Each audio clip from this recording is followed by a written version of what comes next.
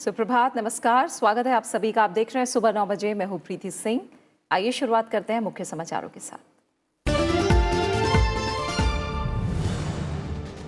राज्यसभा में आज भी जारी रहेगी आम बजट पर चर्चा। वित्त मंत्री निर्मला सीतारमण दे सकती हैं जवाब। गुरुवार को करीब 10 घंटे हुई चर्चा में कांग्रेस, बीजेपी समेत सभी दलों के सांसदों ने लिया हिस्सा। भारतीय विमानपत्तन आर्थिक विनियामक प्राधिकरण संशोधन विधेयक आज उच्च सदन में होगा पेश।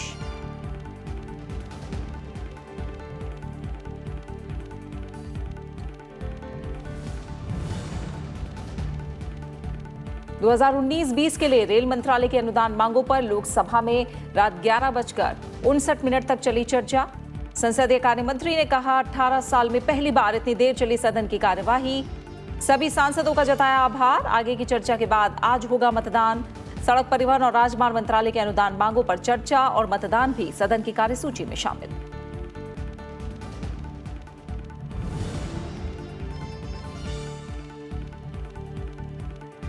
कर्नाटक में जारी राजनीतिक संकट के बीच आज से शुरू हो रहा है विधानसभा का सत्र। कांग्रेस जेडीएस ने विधायकों को जारी किया व्हिप। सुप्रीम कोर्ट के निर्देश के बावजूद स्पीकर ने बागी विधायकों के इस्तीफे पर नहीं लिया कोई फैसला। कहा, जांच के लिए चाहिए और समय। मामले पर सुप्रीम कोर्ट में सुनवाई आज।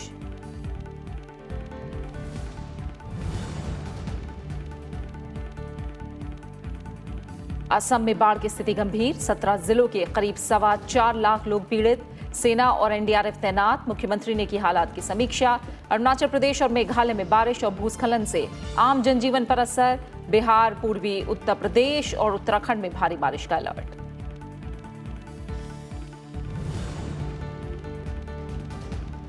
और 27 साल बाद क्रिकेट विश्व कप के फाइनल में इंग्लैंड दूसरे सेमीफाइनल में 5 बार की चैंपियन ऑस्ट्रेलिया को 8 विकेट से हराकर चौथी बार फाइनल में बनाई जगह।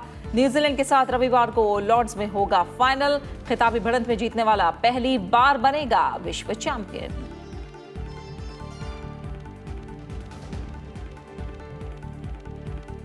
सदन के दोनों सदनों में कल बेहतरीन कामकाज हुआ। लोकसभा की कार्यवाही जहां रात 11:59 तक चली, वहीं राज्यसभा में आम बजट पर गुरुवार को करीब 10 घंटे चर्चा हुई। आम बजट पर राज्यसभा में चर्चा आज भी जारी रहेगी। वित्त मंत्री निर्मला सीतारमण आज चर्चा का जवाब दे सकती हैं। गुरुवार को हुई चर्चा में बीजेपी, कांग्रेस समेत सभी दलों के सांसदों ने हिस्सा लिया। कल चर्चा को आगे बढ़ाते हुए शिवसेना के अनिल देसाई ने कहा कि महाराष्ट्र देश की अर्थव्यवस्था में महत्वपूर्ण भूमिका निभाता है, लिहाजा मुंबई में रेल प्रोजेक्ट के अलावा दूसरी सुविधाओं को बढ़ाने पर ध्यान दिया जाए। सीपीआई सांसद डी राजा ने कहा कि देश जिन बड़ी समस्याओं का सामना कर रहा है उस पर बजट में ध्यान नहीं दिया गया है। बीजेपी के अनिल जैन ने केंद्र सरकार के सबका साथ सबका विकास नीति की तारीफ की। वहीं कांग्रेस सांसद पी चिदंबरम ने सरकार की आर्थिक नीतियों की आलोचना की। इसके अलावा दूसरे सदस्यों ने बजट को लेकर अपने विचार रखे।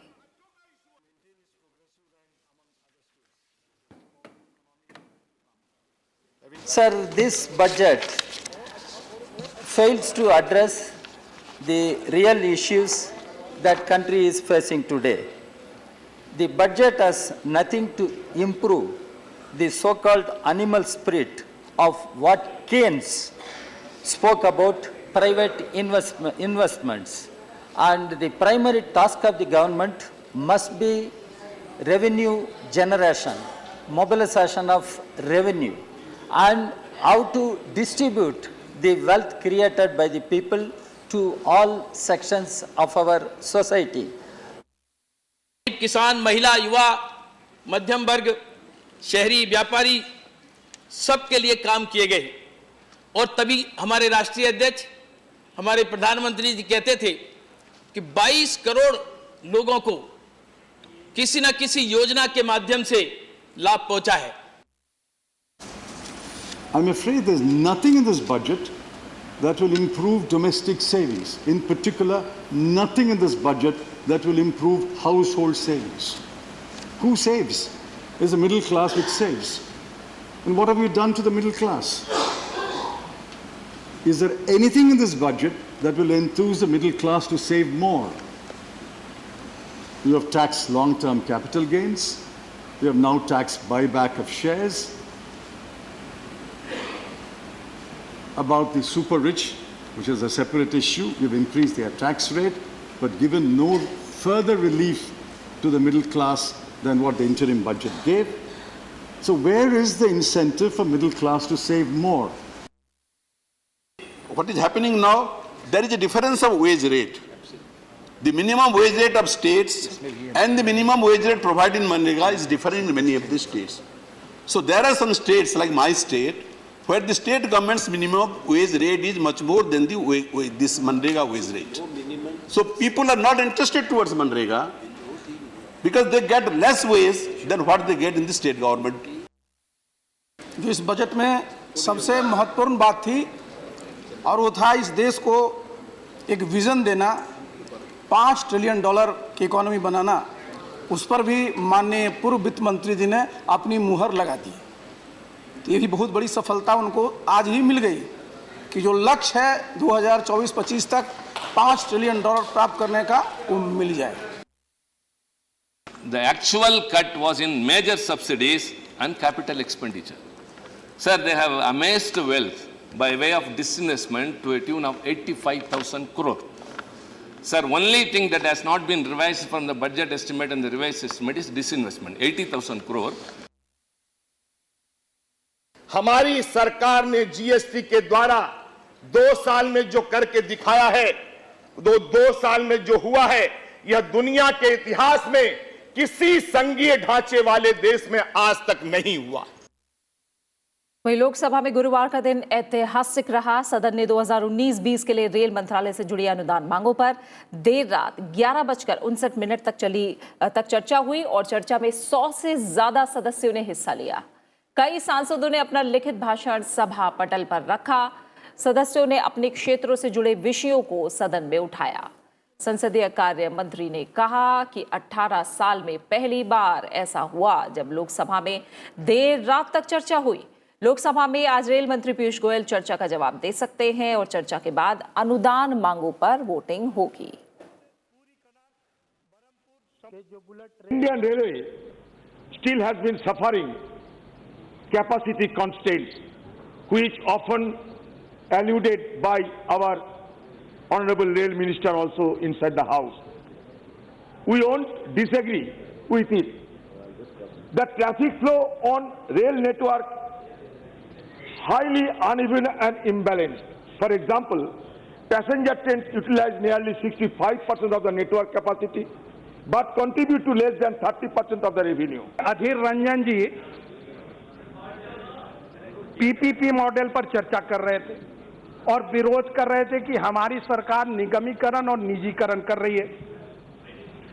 मैं 2006-07 में उनके यूपीए सरकार के रेल मंत्री लालू जी ने पीपीपी के समर्थन में जो शेर पढ़ा था वो बताना चाहता हूं।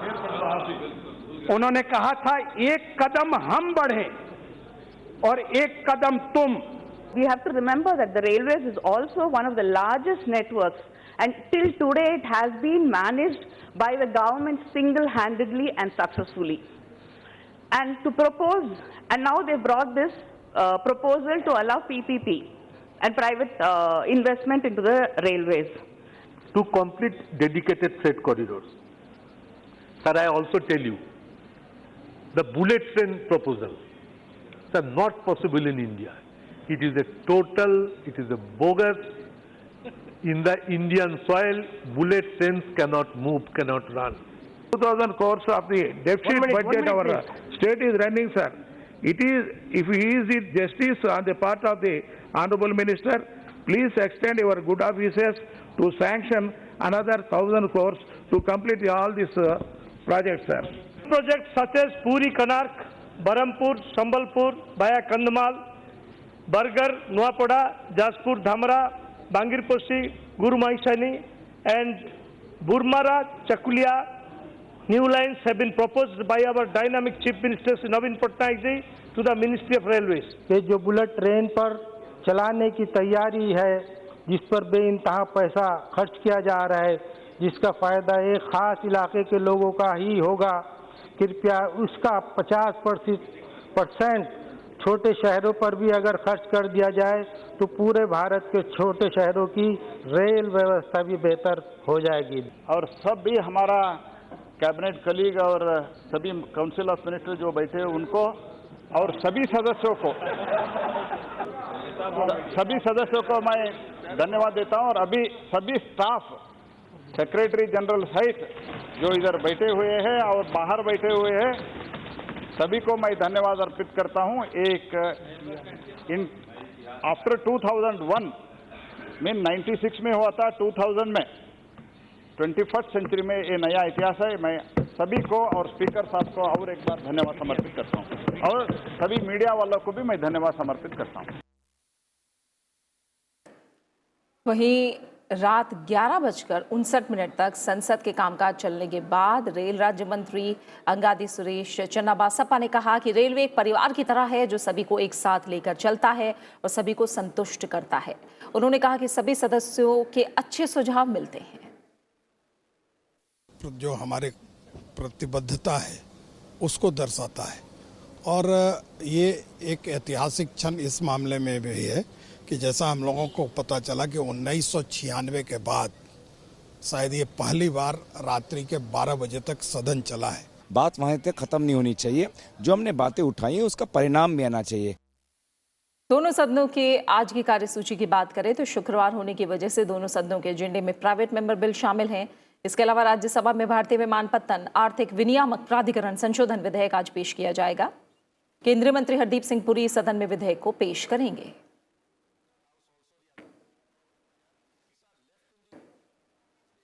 वहीं लोकसभा में मानव संसाधन विकास मंत्री रमेश पोखरियाल निशंक केंद्रीय विश्वविद्यालय संशोधन विधेयक 2019 पर विचार और पारित करने का प्रस्ताव करेंगे। विधेयक के उद्देश्यों और कारणों में कहा गया है कि आंध्र प्रदेश राज्य में एक केंद्रीय विश्वविद्यालय और एक केंद्रीय जनजातीय विश्वविद्यालय की स्थापना से उच्चतर शिक्षा तक पहुंच और उसकी गुणवत्ता में वृद्धि होगी और इससे जनता के लिए उच्चतर शिक्षा और अनुसंधान सुविधाओं का मार्ग प्रशस्त होगा। इसके अलावा 2019-20 के लिए सड़क परिवहन और राजमार्ग मंत्रालय के अनुदान मांगों पर चर्चा और मतदान भी सदन की कार्यसूची में शामिल है।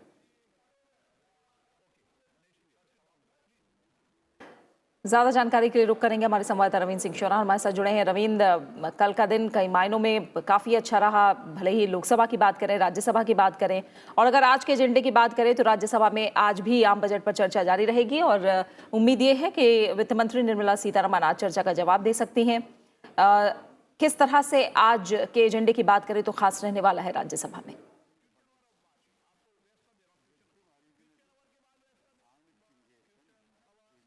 जी प्रीति, बिल्कुल आज का दिन काफ़ी अहम रहने वाला है। निर्मला सीतारमण जो है वो सदन में राज्यसभा में चर्चा का जवाब दे सकती हैं। उधर लोकसभा में रेल मंत्री पीयूष गोयल वो भी जो अनुदान मांगों पर चर्चा हुई है उस पर अपनी बात रख सकते हैं। इसके अलावा कल जिस तरीके से हमने देखा कि पूरे सदन, दोनों सदनों में और ख़ासतौर पर लोकसभा में जिस तरीके से कार्रवाई तकरीबन 12 बजे तक चली, अर्धरात्रि तक चली, 11:58 तक कार्रवाई जो है वो चली है। और संसदीय कार्य मंत्री प्रहलाद जोशी ने जिस तरीके से इंगित किया कि ये हिंदुस्तान के इतिहास में एक बहुत बड़ी बात है। आज से पहले जो है 1996 का उन्होंने जिक्र किया कि तब कार्रवाई वो भी संसद में रेल जो है उस वक्त बजट हुआ करता था उसके दौरान चली थी और वो एक दिन पूरा जो है आगे सवेरे 7 बजे तक जो कार्रवाई चली थी उन्होंने जिक्र किया इस बात का।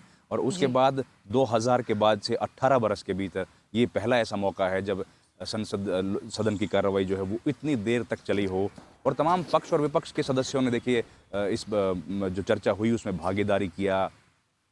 अपने स्थानीय स्तर के मुद्दों से लेकर राष्ट्रीय मुद्दे तक रेल के जो थे वो तमाम डिस्कस किए गए और पक्ष जो सत्ता पक्ष है उन्होंने जहां अपने इस रेल बजट, इस जो बजट आया है उसमें रेलवे को जो अनुदान दिया गया है उसको बहुत बेहतरीन बताते हुए सरकार की प्रशंसा की। वहीं जो विपक्षी सदस्य थे उन्होंने इसमें खामियां गिनाते हुए इसमें और सुधार की तरफ जो है वो इशारा किया और काफ़ी सारगर्भित जो है बहस हुई है। दोनों सदनों में हमने देखा कि किस तरीके से संसद चाहे 12 बजे तक चला हो लेकिन सदस्यों की संख्या अच्छी खासी थी और केंद्रीय मंत्री जो है वो लगातार सदन में बैठे हुए थे। वो लोकसभा अध्यक्ष का विशेष तौर पर जो है इस बात को लेकर के धन्यवाद किया गया जब उन्होंने कहा कि जो सुविधाएं हैं, क्योंकि देर तक सदन चलेगा इसलिए जो मीडिया है या फिर सुरक्षाकर्मी हैं या स्टाफ सेक्रेटेरिएट का है उन सबको खाने पीने से लेकर और घर छोड़ने तक की जो व्यवस्था है अच्छा। वो की जानी चाहिए, ताकि है। सुचारू ढंग से जो इन्होंने सदन को चलाने में अपना हिस्सेदारी की है उनको बिल्कुल, किसी तरह यानी की ये भी तकलीफ सुझाव ना आए। सामने आया है। और बिल्कुल रवींद्र,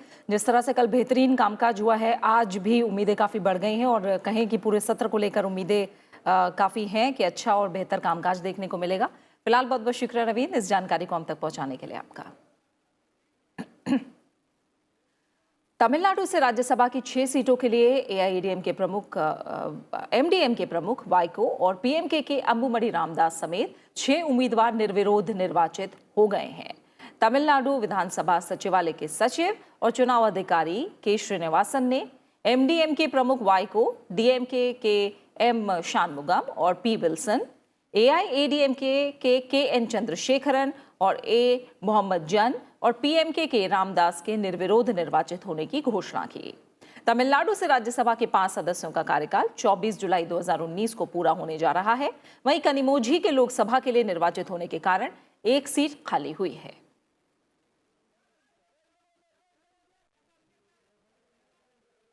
बात कर्नाटक की, जहां राजनीतिक अस्थिरता के बीच राज्य विधानसभा का मानसून सत्र आज से शुरू हो रहा है। विधानसभा सत्र के दौरान कांग्रेस और जेडीएस ने अपने अपने विधायकों को मौजूद रहने और वित्त विधेयक के पक्ष में मतदान करने के लिए व्हिप जारी किया है। नोटिस में कहा गया है कि अनुपस्थित रहने और मतदान नहीं करने वाले विधायकों पर दल बदल विरोधी कानून के प्रावधान लागू होंगे। 16 विधायकों के इस्तीफे के चलते राज्य की गठबंधन संकट में है और 2 निर्दलीय विधायकों ने भी 13 महीने पुरानी एचडी कुमारस्वामी सरकार से समर्थन वापस ले लिया है।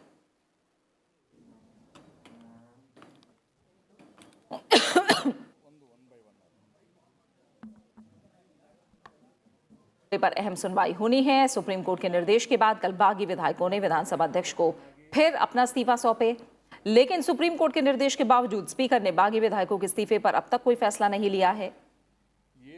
विधानसभा अध्यक्ष रमेश कुमार को कल कांग्रेस और जेडीएस 10 बागी विधायकों के दोबारा जमा किए गए त्यागपत्र मिल गए। उन्होंने कहा कि वो स्वेच्छा से दिए गए त्यागपत्रों की सत्यता की जांच के बाद ही कोई फैसला करेंगे। पत्रकारों से बात करते हुए विधानसभा अध्यक्ष ने कहा कि वो कार्रवाई के संबंध में सुप्रीम कोर्ट को जानकारी देंगे और कार्रवाई की वीडियो रिकॉर्डिंग भी अदालत में जमा करेंगे। सुप्रीम कोर्ट कर्नाटक विधानसभा अध्यक्ष की उस याचिका पर भी सुनवाई करेगा जिसमें उन्होंने फैसला लेने के लिए वक्त की मांग की है।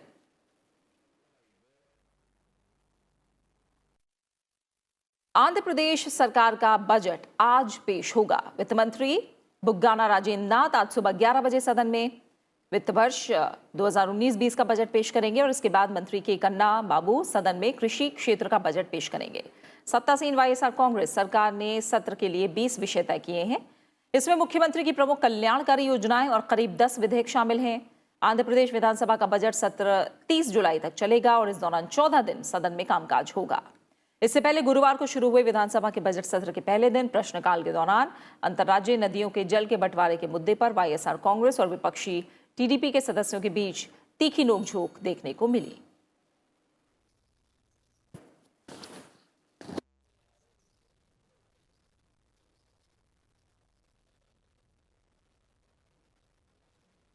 प्रसार भारती और भारतीय प्रौद्योगिकी संस्थान कानपुर ने अनुसंधान सहयोग को लेकर एक समझौते पर हस्ताक्षर किए हैं। ये कदम प्रसारण के क्षेत्र में अनुसंधान से जुड़ी गतिविधियों को बढ़ावा देने के लिए उठाया गया है। प्रसार भारती और आईआईटी कानपुर के बीच रिसर्च एंड डेवलपमेंट को लेकर एक समझौता हुआ है। इसके तहत आईआईटी कानपुर शोध और अनुसंधान के क्षेत्र में प्रसार भारती को सहयोग देगा। प्रसार भारती ने आईआईटी कानपुर के साथ अगली पीढ़ी के उत्कृष्ट प्रसारण के विकास के लिए ये समझौता किया है। इसमें artificial intelligence, mobile broadcasting, next generation वाले टीवी प्रसारण के मानक, रूरल ब्रॉडबैंड और 5G सहित कई अन्य तकनीकों का विकास शामिल है। See, the world of broadcasting is changing very quickly, and consumption habits, media consumption habits of consumers are evolving. Today, a large part of content is being consumed through mobile phones, through internet streaming and on-demand platforms, and so on. Now, historically, if you look at Doordarshan, for example, used to operate a large terrestrial network, and we used to have rooftop antennas a few decades back. Now, from that era to come into an era where most media consumption is highly personalized and on demand on mobile phones. What kind of technology infrastructure should we put in place, and how do we prepare ourselves for the future where technologies like 5G etc. will dominate? So with all of these things in mind, we have engaged with IIT Kanpur in this collaboration. समझौते के तहत उत्कृष्ट प्रसारण सेवा और उससे संबंधित नीति और नियामक तंत्र को विकसित करने पर ध्यान दिया जाएगा। See, this is a very valued collaboration with Prasar Bharati, where we feel that IIT Kanpur expertise can be leveraged to do the research in next generation broadcasting and broadband. And also we develop technologies and research and eventually then generate intellectual properties and incubate companies which in a longer sense develop an Indian ecosystem of the products and technologies which can be then of course deployed by the Indian broadcasters. ये समझौता 15 जुलाई से प्रभावी हो जाएगा और अगले 5 साल तक लागू रहेगा। संस्थान आपसी समझौते के तहत लिखित रूप से इसकी अवधि को और आगे बढ़ा सकते हैं। कृति मिश्रा, राज्यसभा टीवी। ब्रिटेन की सरकार ने दुनिया भर में मीडिया की स्वतंत्रता को बेहतर बनाने के लिए 18 मिलियन पाउंड की राशि देने और नए ग्लोबल मीडिया डिफेंस फंड के गठन की घोषणा की है। ब्रिटेन के विदेश मंत्री जेरेमी हंट ने लंदन में आयोजित मीडिया की स्वतंत्रता पर वैश्विक सम्मेलन में ये घोषणा की। इस सम्मेलन में प्रसार भारती के अध्यक्ष सूर्य प्रकाश के नेतृत्व में भारतीय प्रतिनिधिमंडल ने भी हिस्सा लिया। ए सूर्य प्रकाश ने कहा कि दुनिया का सबसे बड़ा लोकतंत्र होने और देश में आए मीडिया बूम के मद्देनजर दुनिया में प्रेस की आज़ादी को बेहतर बनाने के कदम का वो स्वागत करते हैं। उन्होंने कहा कि जिन क्षेत्रों में संघर्ष चल रहा है वहां पत्रकारों को बहुत खतरा होता है। ऐसे में उनकी रक्षा के लिए विशेष फंड का गठन स्वागत योग्य कदम है। लंदन में 2 दिवसीय सम्मेलन में दुनिया भर के सैकड़ों प्रतिनिधि शामिल हुए। इस दौरान दुनिया भर में पत्रकारों की सुरक्षा के लिए कदमों पर खास तौर से चर्चा हुई। झारखंड के मुख्यमंत्री रघुवर दास ने कल उपराष्ट्रपति वेंकैया नायडू से उनके आवास पर मुलाकात की और मुलाकात के दौरान उपराष्ट्रपति और मुख्यमंत्री रघुवर दास के बीच राज्य के विकास के मुद्दों पर भी चर्चा हुई।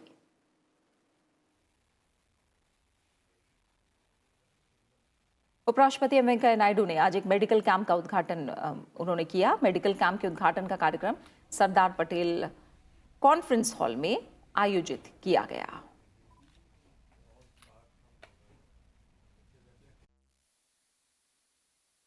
केंद्रीय स्वास्थ्य और परिवार कल्याण मंत्री हर्षवर्धन ने स्वास्थ्य कार्यक्रमों को सफल बनाने के लिए लोगों को उच्च स्तरीय सूचनाएं और जानकारियां उपलब्ध कराने के महत्व पर जोर दिया है। विश्व जनसंख्या दिवस के अवसर पर दिल्ली में कार्यशाला का उद्घाटन करते हुए उन्होंने कहा कि बढ़ती जनसंख्या चिंता का विषय है। जनसंख्या दिवस के मौके पर 1994 में जनसंख्या और विकास पर हुए अंतर्राष्ट्रीय सम्मेलन में तय किए गए लक्ष्यों को पूरा करने पर जोर दिया गया है।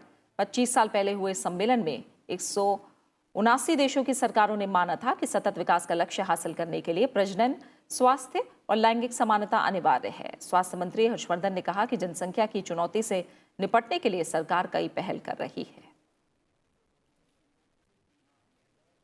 देश के सभी जिम्मेदार लोगों को, जिम्मेदार संस्थाओं को, स्वास्थ्य के क्षेत्र में काम करने वाली संस्थाओं को, विशेषकर परिवार नियोजन के क्षेत्र में काम करने वाली संस्थाओं को और सभी सामाजिक और धार्मिक संस्थाओं को मिलकर इसको एक बड़ा जन आंदोलन बनाना चाहिए। और बात करेंगे मौसम से बिगड़े हालात की। असम में नए इलाकों में बाढ़ की स्थिति गंभीर हो गई है। चिरांग जिले में राहत और बचाव कार्य के लिए सेना भेजी गई है। राष्ट्रीय और राज्य आपदा मोचन बलों को भी बाढ़ प्रभावित इलाकों में तैनात किया गया है। मौसम विभाग ने उत्तराखंड, बिहार और उत्तर प्रदेश में भारी बारिश का अलर्ट जारी किया है। हिमाचल प्रदेश, पश्चिम बंगाल, सिक्किम, असम, मेघालय, अरुणाचल प्रदेश में भी भारी बारिश की चेतावनी जारी की गई है।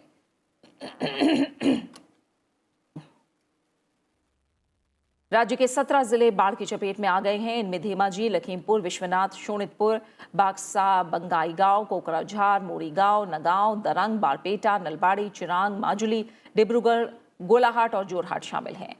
इससे 4,23,000 से ज्यादा लोग प्रभावित हुए हैं। कई नदियां खतरे के निशान से ऊपर बह रही हैं। बारपेटा बाढ़ से सबसे ज्यादा यहाँ पर स्थिति खराब है, जहां 85,262 से ज्यादा लोग बाढ़ से प्रभावित हुए हैं। धेमाजी में करीब 80,000 से ज्यादा लोग प्रभावित हैं। 41 राजस्व सर्कल में बाढ़ का खतरा बना है। इससे 749 गांव प्रभावित हुए हैं। 53 राहत शिविर केंद्र बनाए गए हैं, जिसमें 1843 लोगों ने शरण ले रखी है। बाढ़ का पानी काजीरंगा पार्क में भी पहुंच गया है, जिसके बाद जानवरों को सुरक्षित जगह पहुंचाया गया है। बाढ़ के कारण सड़क मार्ग बुरी तरह से क्षतिग्रस्त हो गए हैं।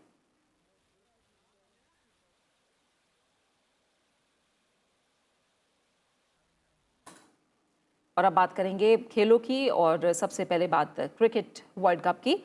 आईसीसी विश्व कप के दूसरे सेमीफाइनल में इंग्लैंड ने ऑस्ट्रेलिया को 8 विकेट से हरा दिया। इस जीत के साथ ही इंग्लैंड की टीम 27 साल बाद फाइनल में पहुंच गई है। एजबेस्टन ग्राउंड पर ऑस्ट्रेलिया की टीम पहले बल्लेबाजी करते हुए 49 ओवर में 223 रन पर ऑल आउट हो गई। स्टीव स्मिथ ने 85 रन की पारी खेली। इंग्लैंड के लिए क्रिस वोक्स और आदिल रशीद ने 3-3 विकेट लिए। जवाब में इंग्लैंड ने 32.1 ओवर में 2 विकेट पर 226 रन बना लिए। जेसन रॉय ने 85 रन बनाए। वोक्स को शानदार गेंदबाजी के लिए मैन ऑफ द मैच चुना गया। 14 जुलाई को लॉर्ड्स के मैदान पर इंग्लैंड का मुकाबला न्यूजीलैंड से होगा।